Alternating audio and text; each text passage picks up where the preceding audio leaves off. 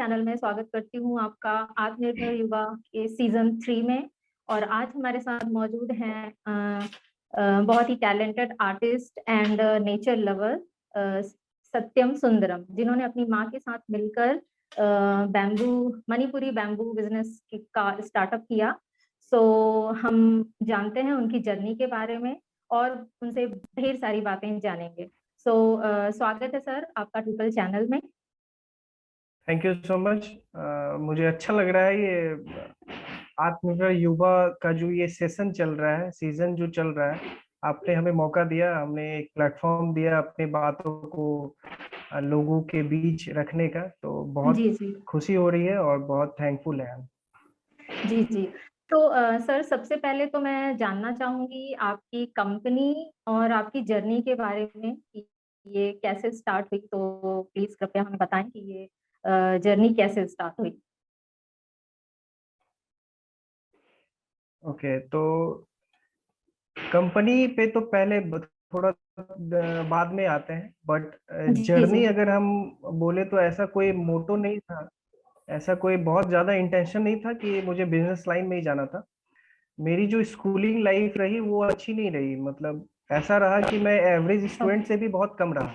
अ, जैसे तैसे tenth pass हुआ, 11th 12th पास हुआ, ओके। फिर ग्रेजुएशन का भी वैसा ही हाल था।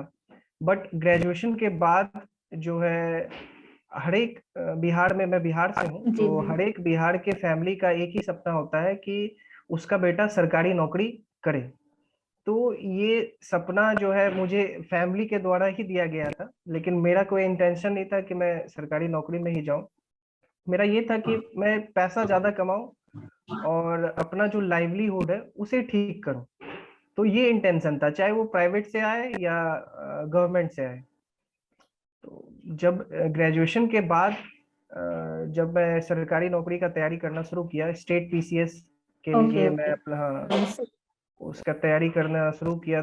तो फिर ऐसा था कि अच्छी तैयारी थी, बट compete नहीं कर पाए। तो नहीं कहा कि जब एक रास्ता बंद होता है तो दूसरा खुला हुआ रहता है, और जब वो दरवाजा खुलता है तो उसमें ही आपकी सारी चीजें डिसाइडेड रहती है कि अब एक आपको क्या करना है। तो ऐसा ही मेरे साथ हुआ जब एमबीए में एडमिशन लिया।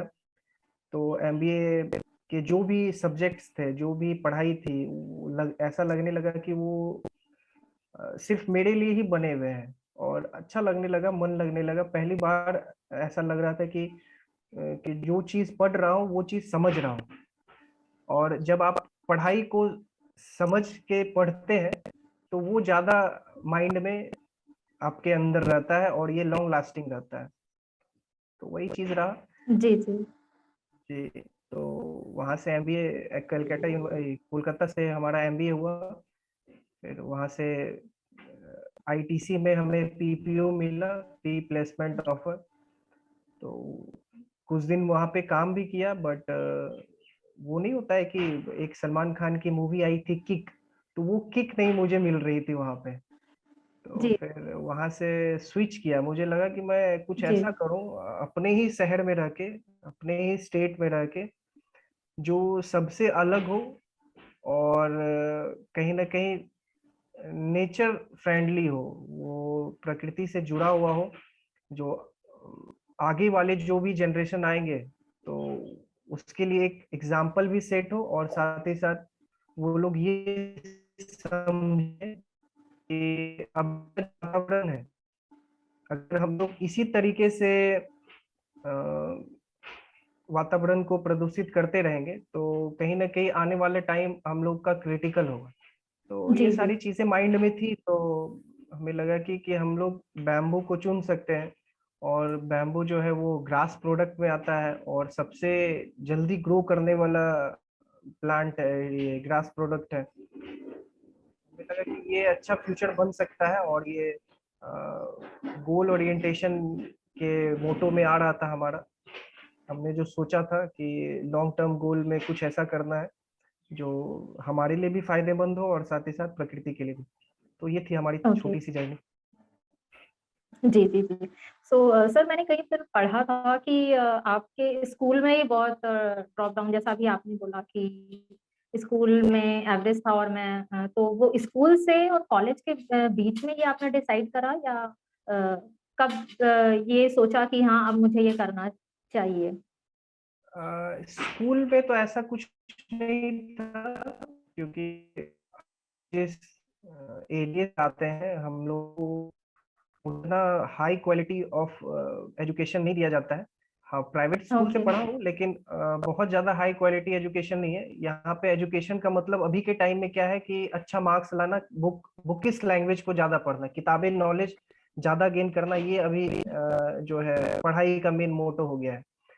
और जो जी। एक्सटर्नल जो चीजें होती है, जो प्रैक्टिकल लाइफ में जो हम लोग अडॉप्ट कर सकते हैं उन सारी चीजों को, वो ऐसा कुछ नहीं सिखाया जाता है। बट ये था कि मेरी जो मम्मी है अ, वो बहुत ज्यादा नेचर लवर है, और वो कहीं ना कहीं कैंपेन वगैरह ओके। करती है। कैंपेन वगैरह करती है। पौधा लगाने का कैंपेन हुआ, चाहे कोई भी अवेयरनेस कैंपेन हुआ, तो उन लोगों का एक ग्रुप है, जी। वो ग्रुप के साथ में करती है और वो लीड करती है। तो कहीं ना कहीं वहां से ही लीडरशिप क्वालिटी हमें आई। सो सर, मैं ये पूछना चाहती हूँ कि सबसे पहले, जैसे कि हम जानते हैं कि किसी भी स्टार्टअप को या बिजनेस को स्टार्ट करने के लिए हमें सबसे पहले जरूरत होती है फंड की। तो मैं मतलब हमारे व्यूअर्स भी जानना चाहेंगे कि ये फंड आपको कहाँ से मिला या कैसे आपने फंडिंग करी इस पे स्टार्टअप से और स्टार्ट करा? स्टार्टअप के लाइन में मैं जब गया तो हमें लगता है ये सभी लोगों की प्रॉब्लम है जो इनिशियल स्टेज में होते हैं ना। तो इनिशियल स्टेज में फंडिंग का बहुत इशू रहता है। तुरंत में आपको ना बैंक हेल्प करेगी ना गवर्नमेंट हेल्प करेगी, आपको खुद जी। हेल्प करना पड़ेगा खुद को। जी। तो इनिशियल स्टेज में क्या था हमारा कि मेरा भाई को स्कॉलरशिप मिला था कॉलेज में। तो भाई से ही अच्छा। मैंने बोरो किया पैसा, और ज्यादा पैसे से हमने शुरू नहीं किया। मात्र हमने, मुझे लगता है कि 30,000 रुपए से उससे मैंने उधार लिया। बिजनेस टर्म टर्म से अगर हम कहें तो उससे उधार लिया। तो वहां से क्या हुआ कि मैं नॉर्थ ईस्ट गया। नॉर्थ ईस्ट में सारी जानकारी इकट्ठे की और कुछ प्रोडक्ट वहां से लाया बिहार में। और फिर वहां से बिहार में लाने के बाद जो है कोई बहुत बड़े घर के बैकग्राउंड से नहीं है हम लोग। और हमारे फादर भी सपोर्ट नहीं करते थे फर्स्ट में, शुरुआत टाइम जी। में। हाँ, तो ऐसा था कि अ, एक टेबल मैंने खरीदा 1600 रुपये में। आज भी मुझे याद है वो दिन, पिछले साल की बात है। 1600 में मैंने एक टेबल खरीदा और 2 चेयर मैं घर से लेके जाता था। और जगह जगह जो चर्चित जगह है हमारे जिले में, हमारे डिस्ट्रिक्ट में, जहाँ पे भीड़ लगती है, तो वहां पे टेबल लगा के, 2 चेयर लगा के अपना बॉटल्स वगैरह सब वो रिप्रेजेंट करता था। लोगों की भीड़ आती थी, लोग बहुत तारीफ करते थे। तो शुरुआती टाइम हमारा वही से रहा, जो हमें लगा कि ऐसे नहीं होगा काम, क्योंकि हमारे पास ना पैसा है और ना वो एबिलिटी है कि मम्मी पापा को तुरंत में हम अपने, मेरा जो माइंड चल रहा है उसमें हम ला पाए। क्योंकि शुरुआत टाइम में क्या होता है कि वो लोग को भी ट्रस्ट नहीं होता है, और वो लोग जी। सोचते हैं कि इतना पढ़ाई लिखा है और कुछ ना कुछ में नौकरी हो जाएगा तो सोर्स ऑफ इनकम आ जाएगा। लेकिन हमारा मानना है कि जो एजुकेशन, पढ़ाई का जो ज्ञान, उसे हिंदी में अगर बोले तो ज्ञान का एक मूल उद्देश्य होता है समाज सेवा। तो ये सब में होनी चाहिए कि अगर आप नॉलेज गेन करते हैं किसी भी फील्ड में, तो उस नॉलेज का यूज आप पैसा कमाने में, आप जो आपका लाइवलीहुड है वो तो आपका हो जाएगा, क्योंकि नॉलेज बेसिस पे आपने वो चीज पढ़ाई की है, वो चीज हासिल किया है। तो वो आप कहीं ना कहीं ऊपर वाला आपको वो आपका लाइवलीहुड चला देगा कि वो होता है समाज कल्याण। आप थोड़ा सा पढ़ाई करे हैं या कहीं पे भी पढ़ाई करे हैं या कोई विदेश जाके भी पढ़ाई करता है, तो उसके माइंड में ये चलना चाहिए कि हम अपने इन्वायरमेंट को क्या रिटर्न दे सकते हैं अपने नॉलेज के बेसिस पे। तो ये सारी चीजें हमारे माइंड में थी। और ऐसा था कि जब कोई भी बिजनेस करता है तो उसका एक पीढ़ी जो होता है वो परिश्रम से भरा हुआ रहता है। वो कहीं ना कहीं जो एक जनरेशन होता है उसने बहुत मेहनत की होती है। तो यही माइंड में था मेरा कि हमें तो मेहनत करनी पड़ेगी, लेकिन जो हमारा आने वाला जो जनरेशन होगा वो कहीं ना कहीं उसका अच्छा रहेगा, जीवन अच्छा जी रहेगा। तो ये जी सारी चीजें माइंड में थी। तो ये सारी इतने वेल्ड फोकस्ड होके मैं रोड पे उतरा। बहुत सारी निगेटिविटी हमें सुनने को मिली, हमारे फैमिली को, मम्मी को सुनने को मिली, हमारे फादर को सुनने को मिली कि पढ़ लिख के जो है बेटा रोड पे सामान बेच रहा है। तो खैर कोई बात नहीं, ये सब, ये जो सारी चीजें जो निगेटिविटी आती है वो मोटिवेशन के तौर पे हमने लिया। और कहीं ना कहीं एक कहा जाता है कि आपकी जितनी बेइज्जती होती है आप उतने ऊर्जावान बनते जाते हैं। तो जितनी भी बेइज्जती होते गई वो हमें मोटिवेशन का काम करते गया। और अच्छा लगा कि लोग कहीं ना कहीं चर्चा तो कर रहे हैं, निगेटिव में ही चर्चा कर रहे हैं, बट चर्चा का विषय तो बन रहा हूँ। अपने शहर में लोग जान तो रहे हैं कि हाँ ये लड़का जो है रोड पे सामान बेच रहा है। कोई बात नहीं, इमेज तो बाद में भी सुधार लेंगे। इमेज जो सुधारने का काम करता है वो पैसा करता है। आपके पास अगर पैसा हुआ तो आप जी पीआर अपना चलाएंगे, वो सुधर जाएगी। बट शुरुआत का जो स्टेज था वो बहुत क्रिटिकल जी था, लोगों के बहुत ताने सुनने को मिले। और रोड पे जब हम लगाते थे तो कहीं ना कहीं कुछ ऐसे भी यूथ मिलते थे जो मेरे से मोटिवेट होते थे, सेल्फी लेते थे, बोलते थे कि भैया आप बहुत अच्छा कर रहे हो। और शुरुआती हमारा एक और स्टेज था जब पिछले साल हम दुर्गा पूजा में हम अपना सारी जगह जितने भी मेरे शहर में पंडाल वगैरह बनते हैं, जहाँ जहाँ बड़ा बड़ा पंडाल बनता है, तो वहां पे हमने क्या किया था ना, अपना पोस्टर लगाया था। और जगह जगह वो पोस्टर लेके, बैनर लेके हम खड़े होते थे कि आप जो है प्लास्टिक को कम यूज करें और बैम्बू प्रोडक्ट्स ज्यादा यूज करें। आप अगर जी मेरे पहले के फेसबुक के पेज पे अगर जाएंगे तो वो आपको बहुत सारा चीज मिल जाएगा कि जब हम रोड पे खड़े रहते थे लोग मजाक उड़ाते थे। और कुछ लोग जो है आके अच्छी बातें कह जाते थे, तो जो मजाक उड़ाते थे उसे मैं मजाक में ही ले लेता था, लेकिन जो अच्छी बातें कह के जाते थे उससे क्या होता था कि उससे और भी ज्यादा कुछ अलग करने का मन करता था। तो ये सारी चीजें थी। और फिर उसके बाद धीरे धीरे क्या हुआ कि जब ये स्टेप, मेरा स्टेज जब पूरा हुआ तो अब आया कि लोग जब डिमांड करने लगे प्रोडक्ट का, तब नेक्स्ट स्टेज आया हमारा कि अब हमें फंडिंग कहाँ से ली जाए। तो फंडिंग जो है हमने उद्योग विभाग से कांटेक्ट किया। उद्योग विभाग हमारा जो है बहुत हेल्पफुल रहा। हमारे जो भी प्रोजेक्ट थे उन्होंने अच्छे से सुने। और फिर उन्होंने कहा कि आप आपका जो है हम लोग करते हैं कुछ। बट आपको मैं बता दूं ये फंडिंग भी हमारे लिए आसान नहीं था, क्योंकि यहाँ पे बैंक को अपने कॉन्फिडेंस में लाने में बहुत प्रॉब्लम हुआ हमें। वो लोग, ये मुझे फर्स्ट डे जी जब मैं बैंक गया तो वो लोग ऐसे ही भगा दिए मुझे कि ये सब चीज चलने वाला नहीं है, आप प्लीज जाइए। तो ऐसा भी दिन रहा कि हम्म महीने भर मैं बैंक का चक्कर लगाते गए। और यहाँ कर दूं ये प्रॉब्लम है, जब ये बिहार में, ये पूरी इंडिया में प्रॉब्लम है कि जब आप कुछ नहीं होते हो ना तो आपको लोग नहीं पूछते हैं, लेकिन आप में वो काबिलियत होती है हम्म कि आप कभी ना कभी वो चीज आप कर जाओगे जो चीज आप करना चाह रहे हो। लेकिन जब आप वो चीज कर लेते हो तो सारी जो कम्युनिटी है जो आ जाएंगे आपके पीछे, आपकी वाहवाही करने लगेंगे, आप पे पैसे, आप पे लुटाने लगेंगे, देने लगेंगे। जी बट हमें लगता है कि जब आप इनिशियल स्टेज में रहे और कोई लोग आपकी मेहनत को देखे, तो उस टाइम में ही बैंक को हो चाहे लोगों को हो, उसको समझ जाना चाहिए कि ये लड़का कुछ ना कुछ करेगा लाइफ में। तब जाके ना वो सिचुएशन उसकी जो होती है वो डिप्रेशन वाली सिचुएशन नहीं आती है। जी उसे भी लगता है कि हाँ लोग मेरा साथ दे रहे हैं। बट ऐसा होता नहीं है। खैर कोई बात नहीं, अगर कोई अच्छा करने के फील्ड में अगर जा रहे हो और वो थोड़ा सा ऐसा दौर ना आए कि लोग आपको गाली दें, तो फिर मजा नहीं आता है, वो एग्जाम्पल सेट नहीं हो पाता है कि हाँ एक टाइम था जो लोग हमें गाली देते थे, हमें भला बुरा कहते थे, हमें इससे कुछ नहीं हो पाएगा।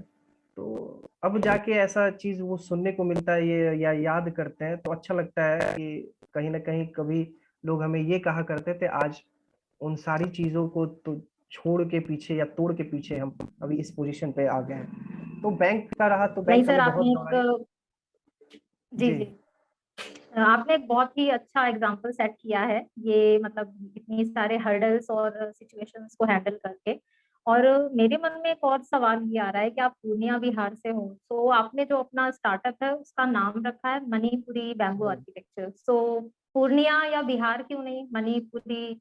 सो ये आप बताना चाहेंगे प्लीज? देखिए इसका रीजन ये था क्योंकि बिहार में उतना बांस का जो कल्चर है वो बहुत ज्यादा फेमस नहीं है, वो प्रचलित नहीं है, लोग उतना इसको वैल्यू नहीं देते हैं। जी वो सोचते हैं कि बैम्बू मतलब बांस, और ये बांस यहाँ पे फेंका हुआ रहता है, कोई वैल्यू नहीं रहता है। जी तो हमें ये लगा कि अगर हमें अपना व्यवसायिक, अगर बिजनेस पॉइंट ऑफ व्यू से सोचें कि अगर हमें अपना बिजनेस सेटअप करना है और इसे लास्टिंग बनाना है और प्रॉफिटेबल बनाना है, तो कुछ ऐसा नाम रखा जाए कि वो जो बांस जहाँ से ओरिजिन हुआ या बांस के प्रोडक्ट जहाँ से ओरिजिन हुए, तो उसको इफेक्ट करे। लोग अगर ये सुने या सोचे तो लगे कि हाँ ये जो प्रोडक्ट है ये वहाँ के प्रोडक्ट है, और लोग इस चीज को खरीदे, कम से कम नाम को ही सुन के। अगर मैं बिहार के बांस का नाम रखता या बिहार बैम्बू आर्किटेक्चर रखता या ऐसा कुछ ऐसा नाम रखता तो मैं फेल कर जाता, क्योंकि लोग यहाँ पे बिहार में बांस का वैल्यू नहीं, और हमारा जो ओके। स्टार्टअप है वो स्टार्टअप नहीं चल पाता। तो हमें वो सोचना पड़ा कि ऐसा यूनिक नाम रखा जाए जो सेल के पर्पज से वो हो, कि बिजनेस जी के पर्पज से हो, कि हमारा जो है जब प्रोडक्ट बन जाए तो वो मार्केट में जाए तो ऐसा लगे कि ये बाहर से ओरिजिन किया हुआ प्रोडक्ट है लेकिन ये बनता बिहार में ही है। और लोग जो है ये समझे कि जो बांस जो है वो बांस वैल्यूबल है, वो बांस ऐसे ही लोग इसे रिस्पेक्ट की नज़र से देखे, इसीलिए ऐसा था। और एक और चीज था कि इसका जो मैं ट्रेड लाइसेंस लिया हूँ वो मणिपुरी बैम्बू आर्किटेक्चर के फर्स्ट लेटर को लेके लिया हूँ, जो मेरा एमबीए बनता है, और मेरी पढ़ाई ओके भी उसी क्षेत्र में हुई है, तो इसलिए ऐसा था। और एक ओके। और चीज उस टाइम में माइंड में चल रही थी कि जो हमारे प्रधानमंत्री जी हैं, तो उनका बहुत ज्यादा फोकस नॉर्थ ईस्ट साइड में, जो सेवन सिस्टर साइड में, नॉर्थ ईस्ट साइड में बहुत ज्यादा फोकस्ड थे वो। और लोग जो है राइट। बहुत ज्यादा अवेयर नहीं थे कि वहाँ के स्टेट को लेके भी अवेयर नहीं थे। ऐसे भी शुरुआती टाइम में मुझे ऐसे भी लोग मिले जो मणिपुर को ये जान ही नहीं रहे थे कि ये इंडिया में है। तो ये भी चीजें थी। और एक और था माइंड में कि इसमें जो है हमारी मम्मी और पापा का दोनों का नाम इसमें जुड़ा हुआ है, मणिपुरी बैम्बू आर्किटेक्ट एमबीए में। मेरे पिताजी का नाम ओके। एम से शुरू होता है और मेरे मम्मी का नाम ए से शुरू होता है। तो ये सारी चीजें थी। और सबसे बड़ा जो चीज था वो था कि सेल के पर्पज से, बिजनेस के पर्पज से लोग इसे ये ना समझ जाए कि, या वो खरीदे नहीं। हमारा ये इंटेंशन था कि लोग इसे खरीदे, चाहे वो किसी भी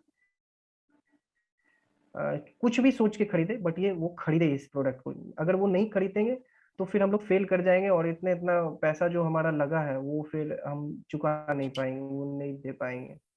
और ऐसी बात नहीं है कि बिहार में रह के बिहार का नाम रख के जा जा सकता है। हमारे एरिया में ऐसे भी लोग हैं जो अ, राजस्थान टाइल्स बेचते हैं, ये नाम रख के। होता राजस्थान का है बट वो बिहार में बेचते जी। हैं। ये सारी चीजें हैं कि कोई नाम को लेके उतना ऐसा कुछ नहीं था कि बिहार का ही रखा जाए, तो ये ओके, सारी। ओके।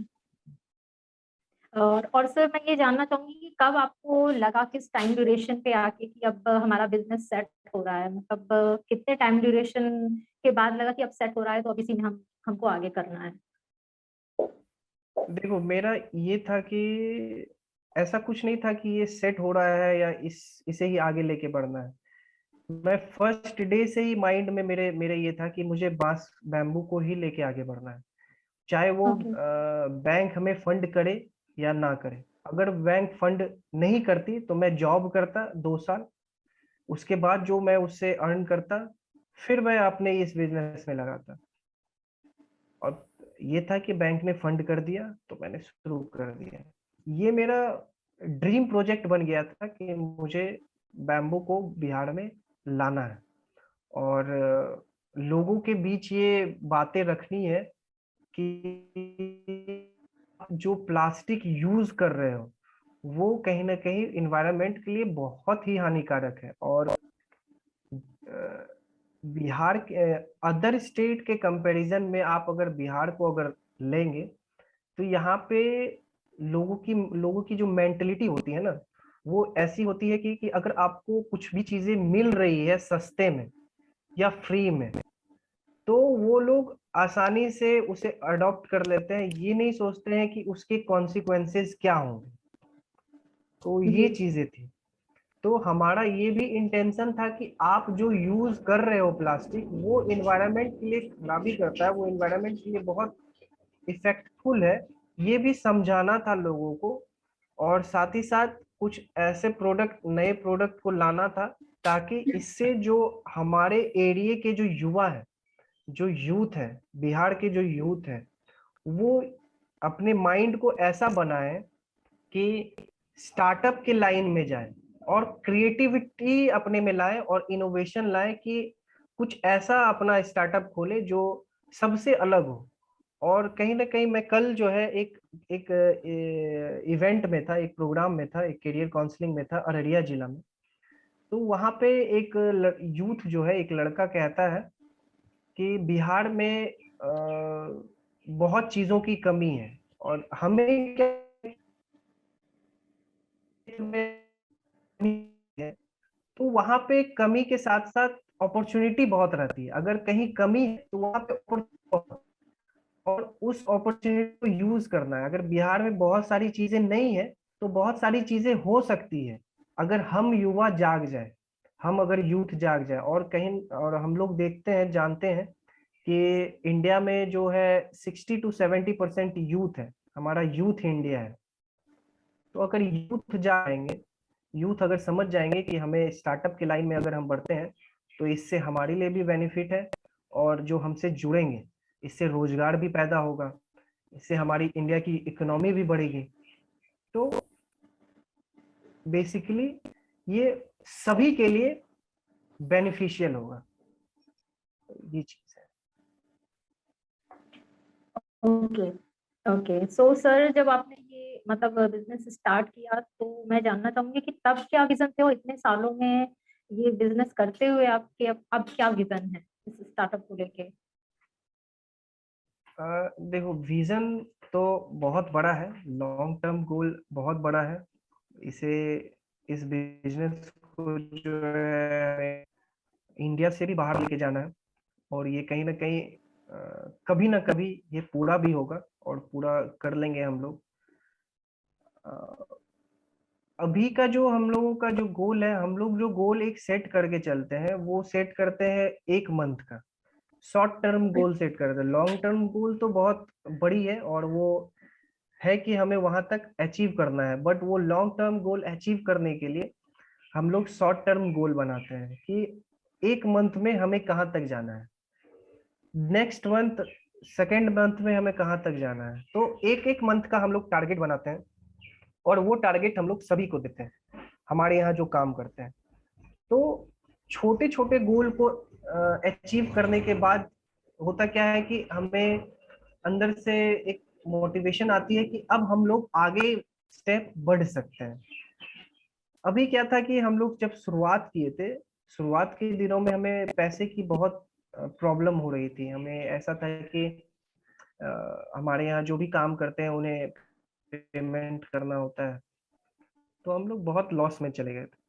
तो लॉस में जाने के बाद ऐसा हुआ कि मुझे कहीं और से पैसा उठा के, इंटरेस्ट पे उठा के उन लोगों को पैसा देना पड़ा।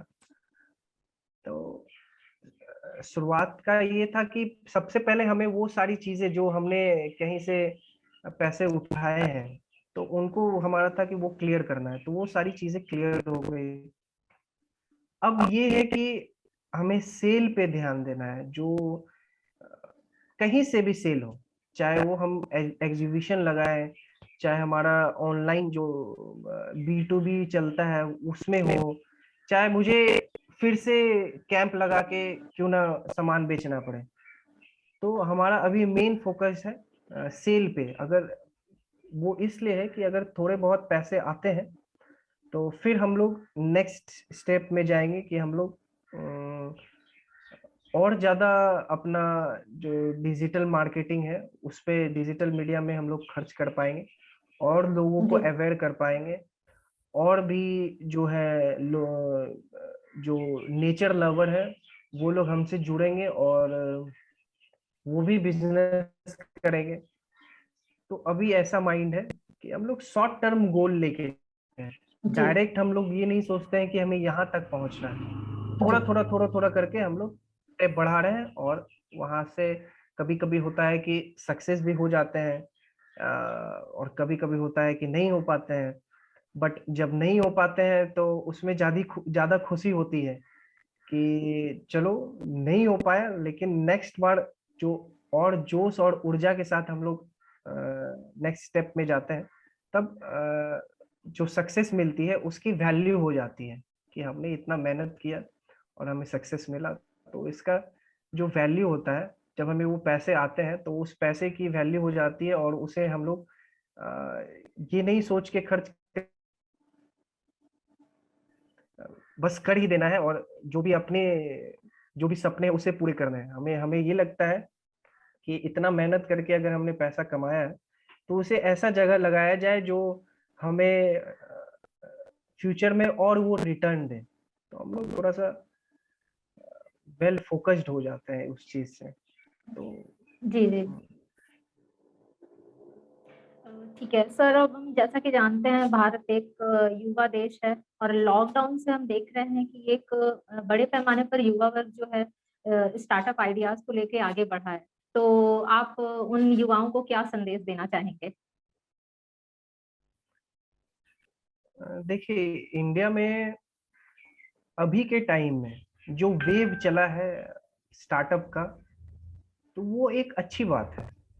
जो अभी के टाइम में एक युवा जब पढ़ाई करता है और पढ़ाई करने के बाद वो कोई भी फील्ड चुनता है, चाहे वो नौकरी का लाइन हो या बिजनेस का लाइन हो, अगर वो जॉब के लाइन में जाता है तो वो कहीं ना कहीं ये सोचता है कि हम जॉब के अलावा भी कुछ करें, एक छोटा सा बिजनेस हो। ये सभी के माइंड में रहता है, और जो पहले से बिजनेस सोच के रखते हैं तो उनका ये रहता है कि जो भी बिजनेस करें हम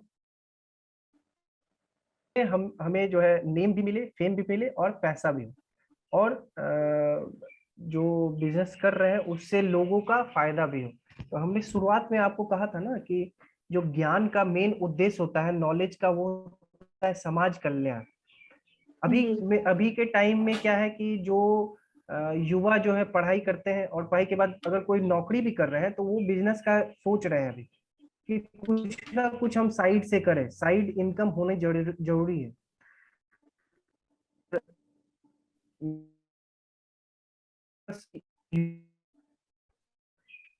कि आप जो पढ़ाई करते हो वो बुकिश नॉलेज में आप थोड़ा सा, आप रिजल्ट थोड़ा कम ही लाओ, परसेंटेज थोड़ा कम ही लाओ, बट आप जो प्रैक्टिकल नॉलेज होता है, लोगों को समझो, इमोशनल इंटेलिजेंस का जो होता है वो क्लास करो या लोगों के बीच रहो। जितने भी टाइप के जो पब्लिक होते हैं, कोई पब्लिक आपको मोटिवेट करेंगे, कोई पब्लिक आपको डिमोटिवेट करेंगे, कोई आपको कॉन्फिडेंस बिल्डअप करेंगे, किसी की बातें आपको कॉन्फिडेंस बिल्डअप करेगी, कोई आपको ऐसा लगे कि वो डिप्रेस कर रहा है। तो इन्वायरमेंट में रह के इन्वायरमेंट को समझना जरूरी है, यहाँ तक कि इन्वायरमेंट के क्लाइमेट को भी समझना जरूरी है कि यहाँ पे क्या क्लाइमेट है और यहाँ पे क्या चलेगा, और बिहार साइड में कैसा क्लाइमेट है और यहाँ पे कौन सा बिजनेस हमारा चल सकता है। चाहे अगर हम गुजरात साइड में जाए तो वहाँ पे कौन सा क्लाइमेट है, वहाँ के लोग कैसे हैं, वहाँ पे हमारा क्या बिजनेस चल सकता है। क्योंकि जो भी बिजनेस अगर कोई भी स्टार्ट करेगा वो छोटे से ही स्टार्ट करेगा, अपने रीजन से ही स्टार्ट करेगा, फिर जाके वहां से धीरे धीरे वो बड़ा बनता है। तो पहले अपने आसपास लोगों को समझना जरूरी है, पढ़ाई के साथ साथ। और नॉलेज तो इम्पोर्टेंट है, अगर आप कोई भी लाइन चुनते हो तो उसका नॉलेज आपको होना चाहिए। तो ये चीजें हैं। और अगर अभी का यूथ अगर जागरूक हो जाए, वो ये समझ जाए कि नौकरी में ही सारा चीज नहीं रखा हुआ है, बिजनेस में भी है जो हम लोग अपना फ्यूचर बना सकते हैं। और मैं एक चीज सभी जगह कहता हूँ, कोई भी सेशन में लेता हूँ कहीं पे भी, कि जब आप नौकरी करते हो तब उसमें क्या होता है कि आपका जो जनरेशन है वो आपका सही ढंग से चल जाएगा, आपकी लाइवलीहुड अच्छे से चल जाएगी। लेकिन आप जब अगर बिजनेस करते हो तो बिजनेस में क्या होता है कि वो आपकी भी जनरेशन थोड़ी सी कष्ट में होगी, थोड़ा सा लगेगा कि बहुत प्रॉब्लम हो रही है आपके लाइफ में, बट वो आने वाला जो जनरेशन होता है, जो second generation, third generation, fourth generation, उसके लिए चीजें आप आसान कर देते हो। तो नौकरी में होता है कि आप पहले जनरेशन आपका बहुत अच्छा लाइफ चलेगा, लेकिन फिर नेक्स्ट जनरेशन में क्या होगा कि आप अपने बच्चे को प्रेशर देंगे, आप उन्हें वही चीज बोलेंगे करने को जो चीज आप किए हो। आप उसे ये मोटिवेट नहीं करेंगे कि तुम बेटा जाओ इस लाइन में या उस लाइन में, जो कोई भी लाइन में जाओ जो वो बच्चे को पसंद है। आप जो किए हो आप वही बोलोगे कि ये ही करो तुम, क्योंकि इसमें क्या है कि इसमें आपको तुरंत में सोर्स ऑफ इनकम बन जाएगी। नौकरी में क्या है कि आप पढ़ाई करोगे तो नौकरी हो जाएगी, आपको पैसे आने शुरू हो जाएंगे। जी। ये चीज है। बट अगर आप बिजनेस करते हो तो ये आप फोर्स नहीं कर सकते हो अपने बच्चे को कि तुम बेटा नौकरी ही करना है तुमको। अगर उसको मन होगा तो वो आपका बिजनेस भी संभाल सकता है, अगर उसको मन होगा कि वो क्रिकेट में जाए वो क्रिकेट में भी जा सकता है, क्योंकि आपके पास उस टाइम में ना एबिलिटी होगा कि आप बच्चे को किसी भी लाइन में भेज सकते हो, क्योंकि आपके पास पैसे होंगे, और पैसे होंगे तो आप किसी भी लाइन में भेज सकोगे। लेकिन आप अगर खुद नौकरी कर रहे हो तो आपके पास एक लिमिटेड इनकम है, और उसी लिमिटेड इनकम में आपको उस बच्चे को भी पढ़ाना है और उसके सारे जरूरतों को पूरा करना है। तो उस उतने पैसे में कोई भी नौकरी हो तो उतने पैसे में वो सारी जरूरतें के पूरे नहीं हो पाती। अब मैं ये मिडिल क्लास वाले के बारे में बता रहा हूँ, जो एक छोटा सा लड़का, गांव का लड़का, जो अगर बिजनेस करना चाहेगा, ठीक है, तो ये सारी चीजें होती है। तो कोई भी बिजनेस अभी स्टार्ट करता है तो वो स्टार्ट करे, और फोकस्ड होके स्टार्ट करे, और उसे ये लगना चाहिए कि ये कोई भी हम चीज स्टार्ट करेंगे वो सक्सेस हो जाएगी। उसे जरा सा भी 1% भी ऐसा ना हो कि ये अनसक्सेसफुल बिजनेस होगा हमारे लिए, या हम जी। अनसक्सेसफुल हो जाएंगे। वो हमेशा पॉजिटिव लेके चले। और सबसे बड़ी बात होगी कि वो आसपास में एक अपना ग्रुप बनाए, कि एक अच्छा सा एक उसका ग्रुप बन जाए बिजनेस का, कि अगर कोई एक बंदा डिमोटिवेट हो रहा है तो दूसरा बंदा उसे मोटिवेट करने के लिए है। तो हमारी टीम में मैं बता दूं कि हमारी टीम में मेरी मम्मी है, मेरे पापा है, और तो जब मैं परेशान हो जाता हूँ तो वो लोग मोटिवेट करते हैं, जब हमारी मम्मी परेशान होती है तब हमारे पापा मोटिवेट करते हैं। तो ऐसी चीजें हैं, अगर आप एक ग्रुप में रह के आप बिजनेस करते हो तो आपके लिए वो चीजें आसान हो जाती है, आपके मैन मैन पावर आपको कम लगता है। और फिर आपका जो थिंकिंग होता है, जो आप सोच रहे हो, तो वो उनसे पूछ के कर सकते हो कि ये सही होगा या गलत होगा, उनके भी पॉइंट ऑफ व्यू को जान सकते हो। तो ये सारी चीजें होती है। और अभी के टाइम में जो है बहुत सारी अपॉर्चुनिटी है, आप किसी भी लाइन में आप जा सकते हो, अपना बिजनेस खोल सकते हो और वो चलेगा, क्योंकि अभी राइजिंग इंडिया है। अभी इंडिया में बहुत सारी नई नई चीजों का जो है चल रहा है, कि आप अगर चाय भी खोलते हो, चाय भी बेचना शुरू करते हो, उसमें भी जी आप ये जी सोचो कि क्या हम नया इनोवेटिव आइडिया डाल सकते हैं। अब कोई एक स्टार्टअप थी जिसने कुल्हड़ में स्टार्ट की और वो ट्रेंड चल गया, तो वो ट्रेंड चल गया। आप अब ये सोचो कि आप किस चीज में स्टार्ट करोगे, या आप क्या उस नए बिजनेस में डालोगे जो वो चल जाए, जो वो लोगों को पसंद आ जाए। तो लोगों को अगर पसंद आ गया तो फिर आप सक्सेसफुल हो। जी। So thank you so much sir, आपकी बहुत ही इंस्पिरेशनल स्टोरी है जो कि युवाओं के लिए निश्चित ही प्रेरणादायी बनेगी। सो धन्यवाद प्रूपल चैनल के आत्मनिर्भर युवा सीजन 3 से जुड़ने के लिए, और हमें आपकी स्टोरी शेयर करके बहुत अच्छा लग रहा है और आपसे जुड़कर बहुत अच्छा लग रहा है। सो धन्यवाद sir, thank you so much. आपको भी मैं बहुत बहुत धन्यवाद देना चाहूंगा कि आपने हमें ये अपना प्लेटफॉर्म दिया अपनी बातों को रखने के लिए।